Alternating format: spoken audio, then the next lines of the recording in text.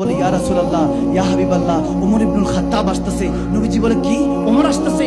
চাদর সরে গেলে যে গায়ে যে মুবারকের চাদর ছিল সেটা গা থেকে পড়ে গেল। নবীজি একটা গোর দিলেন। সবাই এক সাহাবা বলতেছে ইয়া রাসূলুল্লাহ, ওমর ইবনুল খাত্তাব আসতেছে। বলে আসতে দাও। দরজা লাগিয়ে রেখেছিল, বলে দরজা খোলো।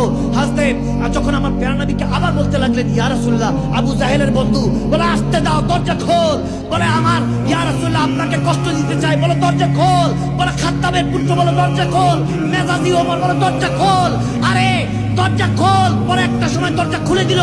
বলে এখন ওমর আসতেছে না, আমি নবী আল্লাহর কাছে দোয়া করেছি, আল্লাহ দোয়ার শিলা আসতেছে, তোফা আসতেছে। সুবহান ওমর ইবনুল খাত্তাব রাদিয়াল্লাহু তাআলা তেনার কাছে কেউ একজন এসে বলতেছে ওমর কোথায় তুমি? 39 জন মুসলমান হয়ে গেছে। 39 বিকাম মুসলিম। 39 জন মুসলমান হয়ে গেছে, কই আপনি? আবু জাহেল আরো বেশি আগুনের মধ্যে আরো কেরোসিন দিতে লাগলো। কিছু সমাজের মধ্যে এরকম আছে, প্যাস লাগাইছে। বলে কি মক্কার মধ্যে কি কোনো এরকম মা ওই পুরুষ জন্মই দেয় নাই যে নবী মুহাম্মদ সাল্লাল্লাহু আলাইহি ওয়াসাল্লামকে হত্যা করতে পারে? নাউজুবিল্লাহ। আর নাউজুবিল্লাহ বলেন না। বলে কেউ কি নাই মক্কার মধ্যে কি এরকম মা কোনো সন্তান জন্ম দেয় নাই? আমার নবীর বিরুদ্ধে যখন লাগাতে লাগলো, ওমর ইবনুল খাত্তাব সাচ্চাওয়ালা মানুষ ছিলেন, জ্ঞানী মানুষ ছিলেন। বলে নতুন করে ভাবছে যে হয়তো বা ফিতনা ফাসাদ আমার নবীর সাথে এখনো দেখা হয় নাই, ভাবছে ফিতনা ফাসাদ লাগিয়েছে। বলে এরকম ফিতনা ফাসাদ এলাকার মধ্যে এরকম ফিতনা ফাসাদ কে জ্বালাচ্ছে? তলোয়ার নিল। বলে 40 নাম্বার হতে দিব না, গর্দান উড়িয়ে ফেলবো। সুম্মা মাআযাল্লাহ। সাহাবাদের রক্ত ঝরানোর কথা যখন খোলা তলোয়ার আসমানে বলতেছে 40 নাম্বার হতে দিব না। আমি ওমর বেঁচে থাকতে রব্বে কারীম বলে ওমর শক্তি দিলাম, ক্ষমতা দিলাম, তাকাত দিলাম, জ্ঞান দিলাম।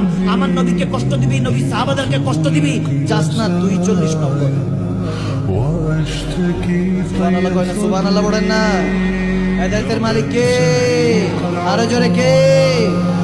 ওমর ইবনুল খাত্তাব রাদিয়াল্লাহু তাআলা আবু জাহেল বলতেছে 100 উট দিব যদি প্যারা নবীর কথা বলতেছে, যদি তাকে কষ্ট দেওয়া যায়, অর্থাৎ তাকে যদি হত্যা করা যায়। নাউজুবিল্লাহ। 100 উটের কথা। ওমর বলে আমার কাছে টাকার অভাব নাই, আমি ইনসাফ করতে যাবো। তিনি যখন রওনা দিয়েছেন, টাকা গিয়েছে প্রতিমধ্যে আরকাম ইবনে যায়েদ রাদিয়াল্লাহু তাআলা তিনি বলতে লাগলেন শরীফত আলী দেখে কিছু যাচ্ছে, তাকে ধরো জিজ্ঞেস করো, প্রশ্ন করো, দুটো প্রশ্ন করবে, একটা প্রশ্ন করবা কোথায় যাচ্ছ ওমর?